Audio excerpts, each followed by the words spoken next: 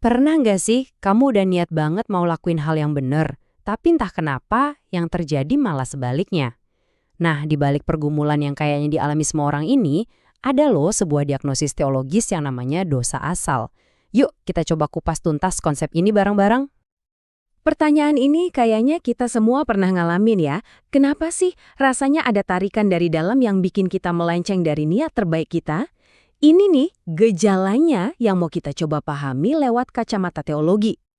Nah, salah satu jawaban teologis untuk pertanyaan tadi itu ya konsep dosa asal ini. Penting banget buat dicatat ya.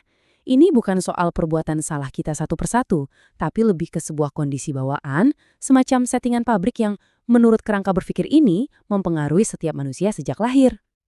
Oke, jadi apa sih sebenarnya yang dimaksud dengan kondisi teologis ini? Yuk kita bedah konsep dosa asal ini jadi bagian-bagian yang lebih kecil biar gampang dipahami. Fondasi dari doktrin ini sering banget diambil dari kutipan Alkitab yang satu ini. Idenya sebenarnya simpel, tapi dampaknya luar biasa besar. Dosa itu masuk ke dunia lewat satu orang, yaitu Adam, dan akibatnya, yaitu maut, menyebar ke seluruh umat manusia. Jadi, konsep ini tuh berdiri di atas beberapa pilar utama. Pertama, keadaan jatuh, yaitu gagasan kalau kita ini secara alami nggak mampu memenuhi standar moral Tuhan. Nah, ini langsung nyambung ke pilar kedua, kebutuhan akan anugerah. Karena kita nggak bisa benerin sendiri, solusinya harus datang dari luar diri kita. Dari dua hal inilah, muncullah konsekuensi universal kayak penderitaan dan kerusakan moral yang kita lihat di dunia. Oke, konsep dasarnya udah dapet. Sekarang yuk kita gali lebih dalam lagi. Menurut diagnosis teologis ini, apa sih sebenarnya akar masalahnya dan apa aja konsekuensi yang ditimbulkannya? Coba dilihat perbedaannya. Biasanya kita mungkin nyalahin faktor luar kayak lingkungan yang jelek atau pendidikan yang kurang atas kesalahan manusia. Tapi diagnosis teologis ini nunjuk ke sesuatu yang jauh lebih dalam.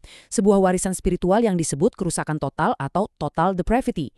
Ini bukan berarti kita tuh sejahat-jahatnya manusia, bukan. Tapi lebih kayak setiap bagian dari diri kita, pikiran, kemauan, emosi, semuanya itu kena imbas dari kondisi jatuh ini. Kalau diagnosisnya seperti itu, ya konsekuensinya jadi bisa ditebak. Ada kecenderungan alami buat berbuat dosa yang ujung-ujungnya akan berhadapan dengan penghakiman ilahi. Ini menciptakan semacam jurang pemisah dan menegaskan kalau jembatan untuk menyeberanginya itu harus datang dari luar, yaitu lewat penebusan. Kadang-kadang konsep yang abstrak begini paling gampang dimengerti lewat cerita kan. Coba yuk kita lihat beberapa studi kasus dari Alkitab buat ngelihat gimana kondisi ini benar-benar terjadi dalam kisah-kisah kegagalan dan juga harapan. Di sini kita lihat ada dua kutub yang benar-benar berlawanan. Adam dilihat sebagai representasi masalahnya, awal mula masuknya dosa. Di sisi lain, Kristus dihadirkan sebagai solusinya. Manusia sempurna yang ketaadannya menawarkan jalan keluar dari semua konsekuensi yang disebabkan oleh Adam. Kisah Saul sama Daniel ini juga ngasih kita gambaran yang kontras banget. Saul, yang seorang raja, ngebuktiin kalau kekuasaan dan jabatan duniawi itu nggak bisa ngalahin kondisi internal ini.